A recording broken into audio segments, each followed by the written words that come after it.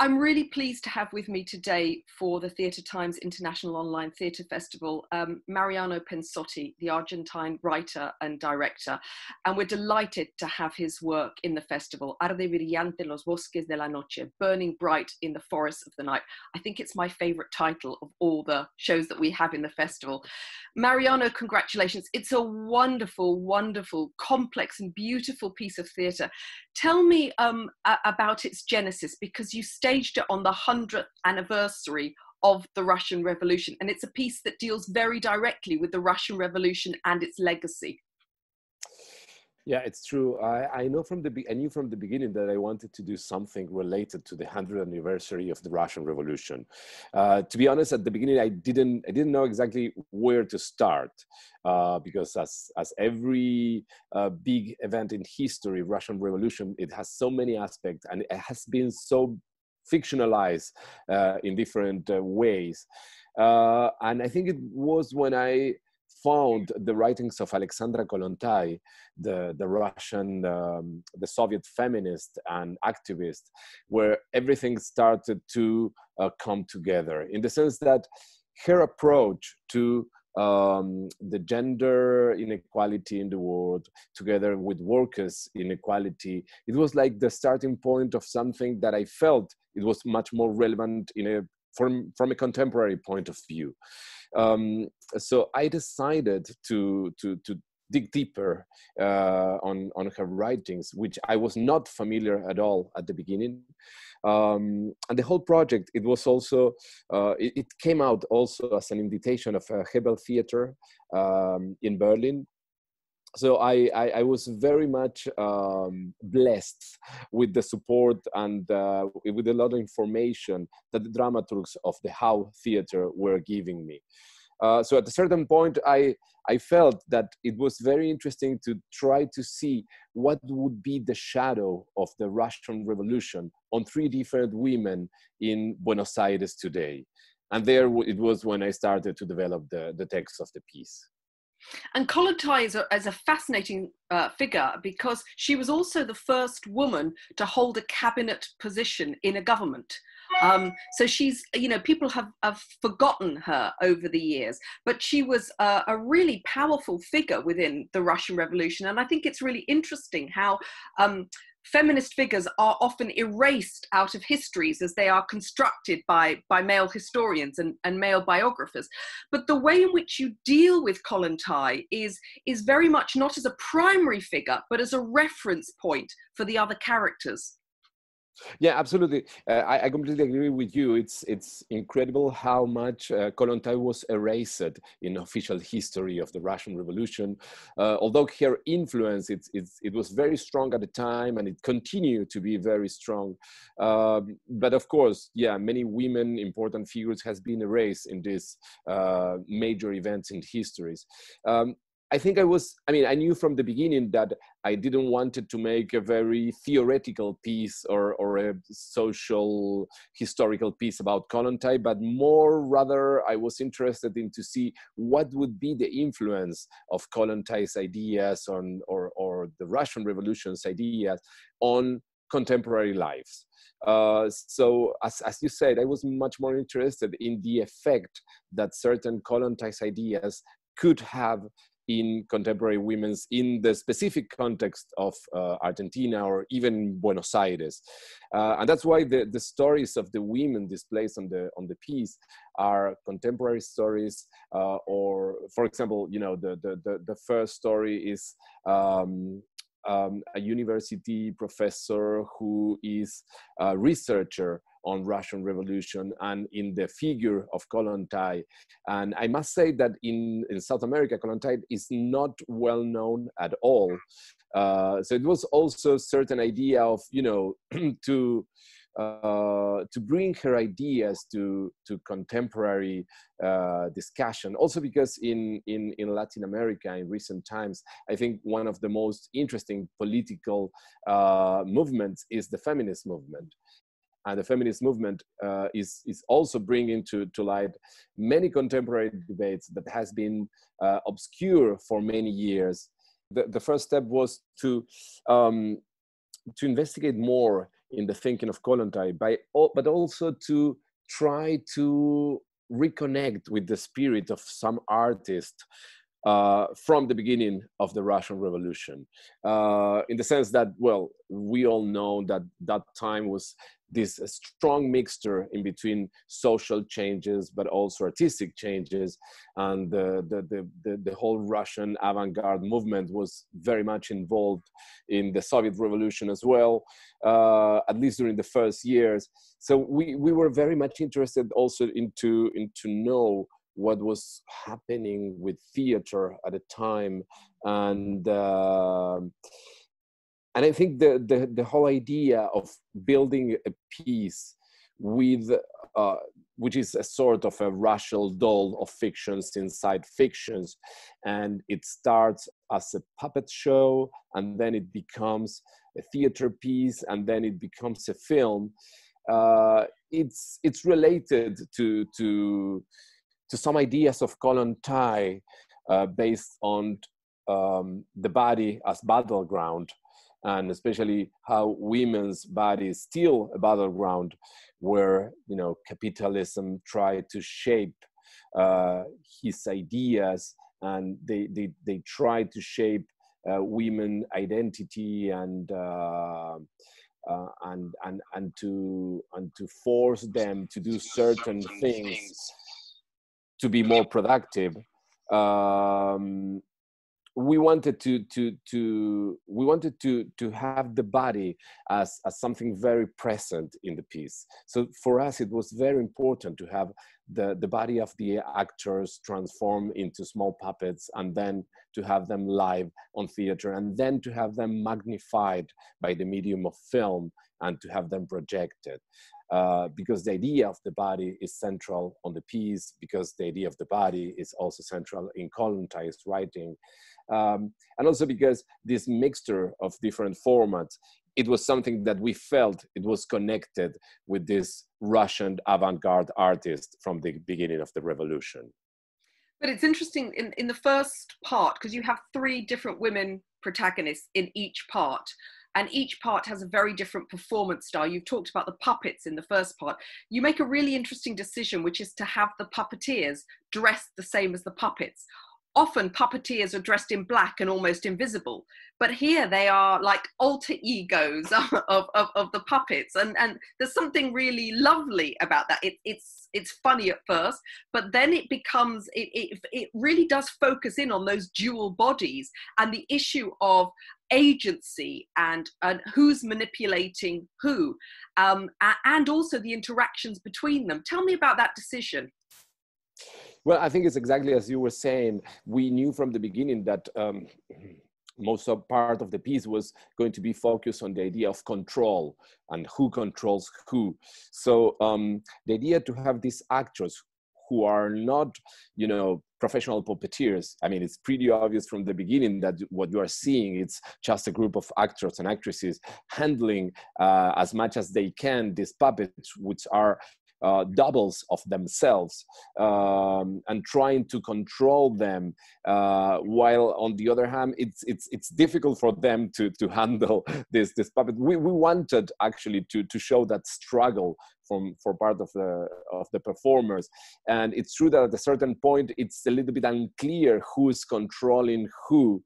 And I knew also from the beginning that the first part of the piece was going to be the more theoretical one, in the sense that it was going to be the one where the characters are going to discuss more these political issues or conceptual issues that are inside the piece. So for me, the idea of using these puppets, you know, these rough puppets, these rough doubles of the actors to discuss those ideas, it gave me the feeling that it took off certain, you know, we didn't want to go too serious in the way that we represent those subjects. I mean, we didn't want it to be ironic or too distant either, but the idea of to have puppets talking about, you know, body control, or the presence of capitalism in contemporary societies and how much capitalism controls women's body, etc.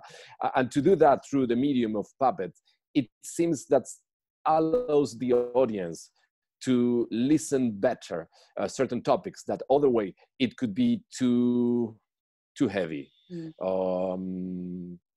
That was our presumption, and of course it gave us a lot of freedom as a company, you know, to also play in a very playful way with the story, because at the beginning, during the rehearsal, I mean, at the beginning it was a nightmare because the performers didn't know how to handle the puppets. I didn't know how to train them, but then after some weeks of suffering, it starts to be really fun, really playful, and we were able also to represent some things that it would have been a little bit difficult to represent just with bodies. And tell me about parts 2 and 3, because part 2 is obviously is a live piece. So the characters from part 1 go and see a piece of theatre, and this is where we have the second protagonist. And like the first protagonist, this is a woman who's at a crisis point in her life. Each of the 3 protagonists are negotiating a crisis in their life. And you play with various forms of live performance. You've also got moments of a musical in there, as kind of as her life experience is packaged up by one of her siblings as entertainment. And then you move in that third part to film. And of course, you began your career as a filmmaker. So tell me about the move to the live, and again, a very different acting register, and then the move to film. I think we were interested in to try to be respectful as much as possible in the specific format and in the specific way of representation of each medium that we were using. What I'm trying to say is that even though if the actors were not professional puppeteers, we tried to give our best in the sense that it looks like a puppet show. Then in the second part, when we were using the specific format of theater, and actually the second part is very like the cliche of theater representation, you know, like a small living room, the characters locks there with a small door, people entering and saying things. We wanted it to be very theatrical in a sort of a classical way. It really looks like a traditional independent Argentinian piece, but it's not ironic. I mean, we didn't want it to make fun of that. We really wanted to be strict in the formats that we were developing, and then in the film part, we also wanted to try to develop as much as possible, not just a theater piece, you know, through the medium of film, but really like a film. And you know, it was interesting also because we had this idea of shooting on the Cataratas de Iguazu, on the falls in the north of the country, which we had to make for real because it's a film. You know, if it were just a theater piece or part of the puppet show, well, you just need a small change of lights or something that changed on the setting, and that would be pretty easy. But as we wanted to be really realistic in this approach to cinema and film, well, we had to go there with our bodies and to shoot there.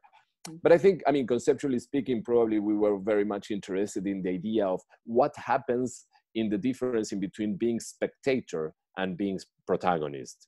I think that's one of the central points of the piece. What happens when you stop being a spectator and you begin to be protagonist of your life, of a social event, also addressing the Soviet Revolution. It implies to think about a moment in history where the large mass of people decided to take their destiny on their hands. And without being too pretentious, we wanted to do something similar in the small scale of this private life of this group of women. And the cinema, I mean, it'd been your own background in filmmaking, you draw on it in your work conceptually, as well as here very practically. Was it fun to go back to film? It was extremely difficult at the beginning because it's true that I studied cinema and I worked, I made a couple of films in the past, and I worked as a screenwriter until recently. But then, I mean, during the last years, I was absolutely focused just on theater or, you know, site-specific works, some installations. So I was not really related to fiction film for a while. So at the beginning, it took me like a few days to get back to the idea. Also because, yeah, I mean, it's so different. There are so different mediums, and there's so many different ways to tell a story and to show it. So it took me some time to adjust the brain to the film medium again. But then, yeah, it was sort of fun. Yeah, very much fun, actually. It was very playful and fun to make the whole piece, even though if we are dealing with serious topics, serious issues, and we didn't want to make it in a light way, the whole process, it was quite playful and enjoyable.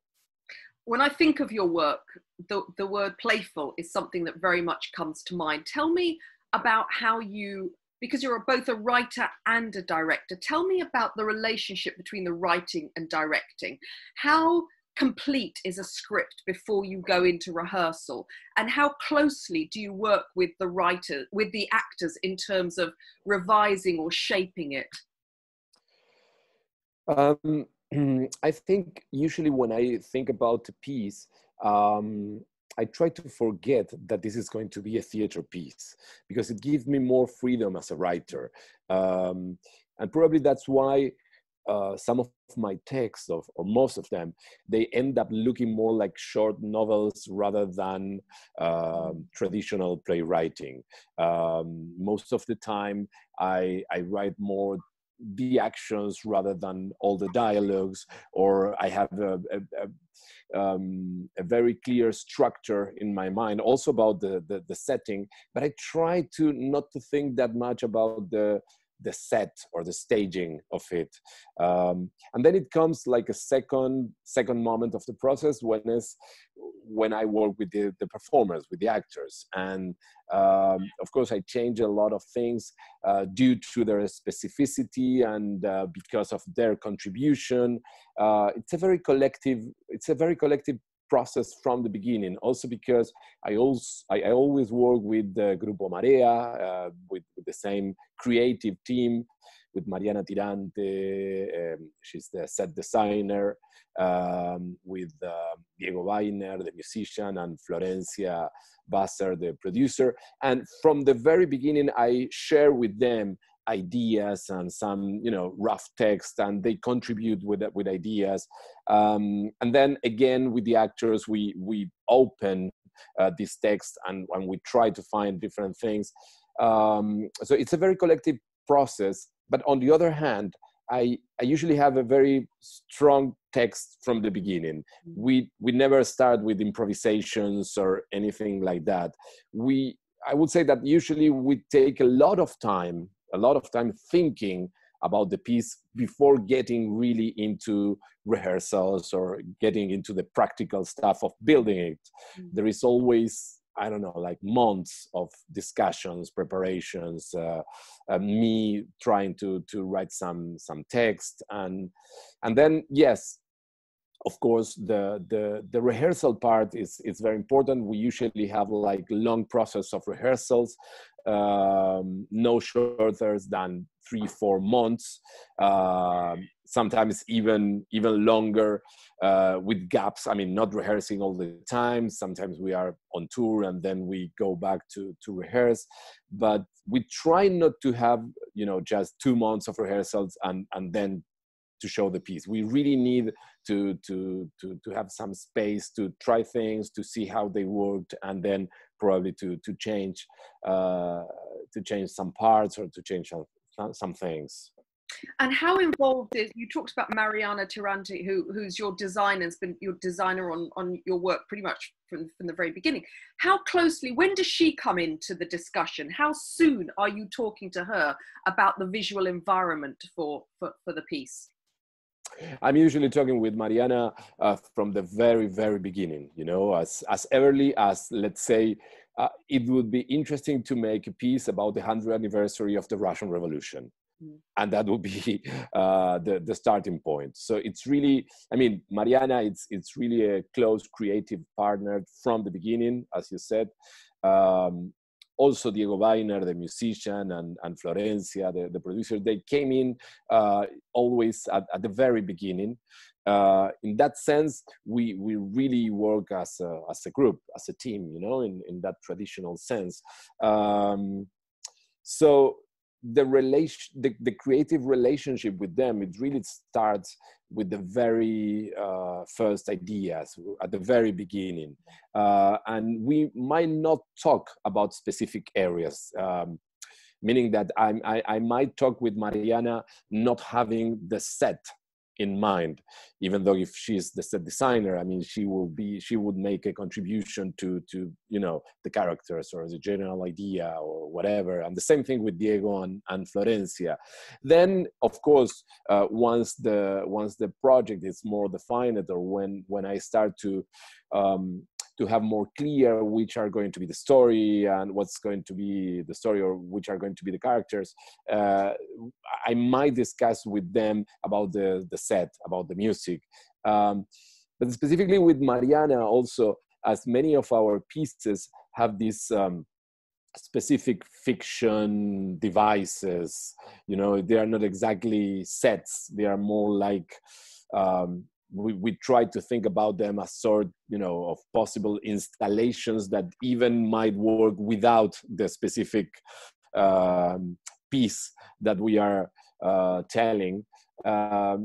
Specifically with her, we try to discuss a lot from the beginning, also because for me it's very difficult to make a separation between the text and the staging. And that's why I don't usually direct texts from somebody else, or I don't feel really comfortable giving my text to somebody else. But it's just because for me it's part of the same thing, you know, it's part of the same process. It's very difficult to make a separation in between both things. But you worked in opera recently. How did that work? Working in opera, where you're given the text and you're given the libretto and the score in many ways. How different was that for you when you're so used to working with that very close-knit group of creative artists that you've created with Grupo La Marea? It has been extremely enjoyable. I must say, at the beginning, I was extremely reluctant to do something like that because it's not our traditional approach, and you know, I'm not trained to direct somebody else's text because it's not really what I usually enjoy. But then it's true that opera is something completely different as well. At least the experiences we have so far, they were very, very interesting. I think also because we need as a group to change, to shift a little bit the approach, the usual approach that we usually have. And it's always good for us to change a little bit the structure that we have as a working process, to try to incorporate something new. And the idea of working with opera, it came as an invitation, but also because we were sort of obsessed in the relationship in between music and storytelling in some of our previous works. So I think it came out sort of naturally. And the first opera that we did, Beatriz Cenci, actually it's very much related to Arde, brillante in some things, because it's the story of a woman, and it has a strong component of how her body is used as battleground for different forces. And I think it was very natural to jump from Arde Brillante to that opera. But of course, it's a completely different process than the one that we do with our traditional works with the group. And you work a lot in co-production with European partners. You've talked about How Theater, for example, who were one of the co-producers on Arde Brillante. So, and you're very much, you know, you're one of the most internationally recognized Argentine artists who, you know, for a number of years now, your work has been co-produced with prominent European festivals and venues. What is the future going to bring? Because that's given you, in many ways, the opportunity of developing work over a long period or continuing to work in that way without having to compromise your way of working.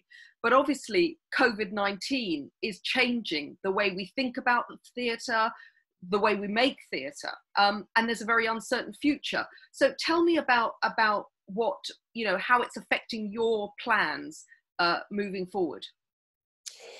Well, of course, we are very, very much worried about the current situation of the world, and it's true that we have worked with many international festivals, and we had the support in the past from different international theaters, which allow us to create some sort of work that it would have been absolutely impossible to create on our own in Argentina. So we really rely on these international co-productions in order to survive, in order to continue producing the way we have been producing in recent years. There's no way we can do something like that just in Argentina. Right now, the future is truly uncertain. We had the premiere of a new piece at the Ruhr Triennale in next August, and has been cancelled. And so right now, the situation is a little bit in the air. But we try to keep optimistic and hope the best for the near future.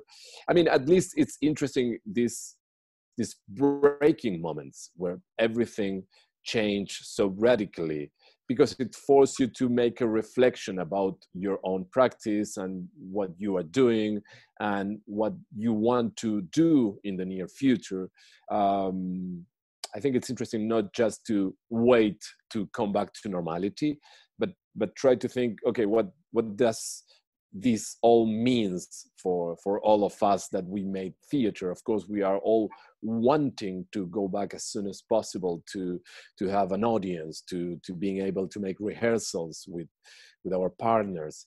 But on the other hand, I think it's fine to have a time of reflection about what do we want to achieve with our specific practice, and also how can we build different links, or how can we organize together in a different way. I think it's very important also the idea of not really being isolated as different groups or different creators, but rather to try to find different ways to organize from now to the future.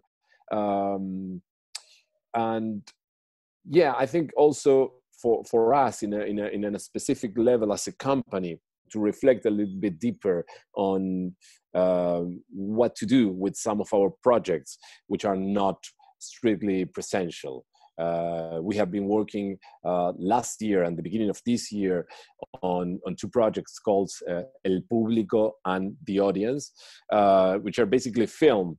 But it's not exactly just a film. It's a film about a theater audience and their personal stories and how much they remember the piece they saw, and how, the way they retell to somebody else this theater piece that they saw and we didn't. So those projects, for example, without knowing, they were very much related to somehow what's going on today. This idea of not being able to be together, or to retell to somebody else your memories about the piece that you saw before.